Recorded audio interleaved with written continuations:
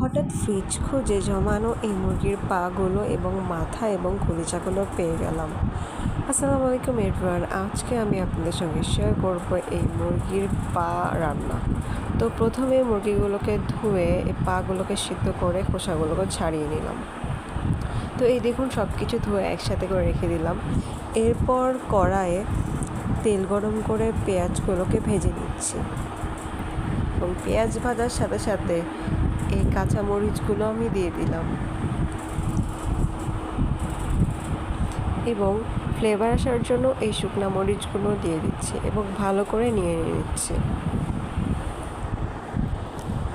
তো ভালো করে নাড়ার পর পেঁয়াজগুলো হালকা ভাজা ভাজা হয়ে আসলে এরপর আমি মশলাগুলো দিয়ে অনেকক্ষণ ধরে ভেজে নেওয়ার পর এই লবণ আমি দিয়ে দিলাম।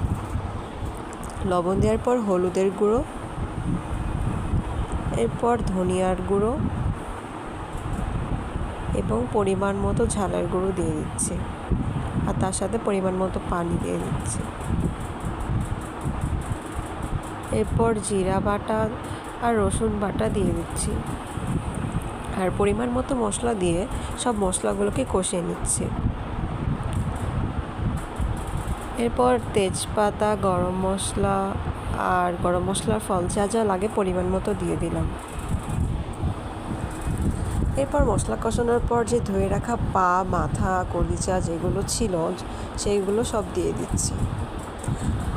আচ্ছা, মুরগির পা তো সবাই পছন্দ করে না, বেশিরভাগ মানুষই ফেলে দেয়। তো আপনাদের কাদের কাদের মুরগির পা ভালো লাগে এটা একটু জানাবেন প্লিজ। এরপর মুরগির পাটাকে ভালো করে কষিয়ে নিতে হবে এবং পানি দিয়ে দিলাম। কষানোর পর আমরা যেহেতু আলু খেতে খুব পছন্দ করি এবং এই জন্য মুরগির পায়ের মধ্যে আলু দিয়ে দিলাম এবং শেষে মনে হয়েছিল একটু কালারটা কম হয়েছে, তাই হলুদের গুঁড়ো এবং মরিচের গুঁড়ো দিয়ে ভালো করে নেড়ে নিচ্ছি। আর মেন কথা, মুরগির পাগুলোকে ভালো করে কষিয়ে নিতে হবে। তারপর একটু কষানোর পা তুলে খেয়ে নিচ্ছিলাম আর আমার বন্ধু রুটি দিয়ে ঝোল দিয়ে খেয়ে নিল। এই তো লাস্টে দেখুন হয়ে গেল সব কিছুর পর এই মুরগির পা। তো আজকের এই ভিডিওটা এতটুকুই। হঠাৎ ফ্রিজ খুঁজে জমানো এই মুরগির পাগুলো এবং মাথা এবং কলিজাগুলো পেয়ে গেলাম। আসসালামু আলাইকুম এভরিওয়ান, আজকে আমি আপনাদের সঙ্গে শেয়ার করব এই মুরগির পা রান্না। তো প্রথমে মুরগিগুলোকে ধুয়ে এই পাগুলোকে সিদ্ধ করে খোসাগুলোকে ছাড়িয়ে নিলাম। তো এই দেখুন সব কিছু ধুয়ে একসাথে করে রেখে দিলাম। এরপর কড়াইয়ে তেল গরম করে পেঁয়াজগুলোকে ভেজে নিচ্ছি এবং পেঁয়াজ ভাজার সাথে সাথে এই কাঁচা মরিচগুলো আমি দিয়ে দিলাম।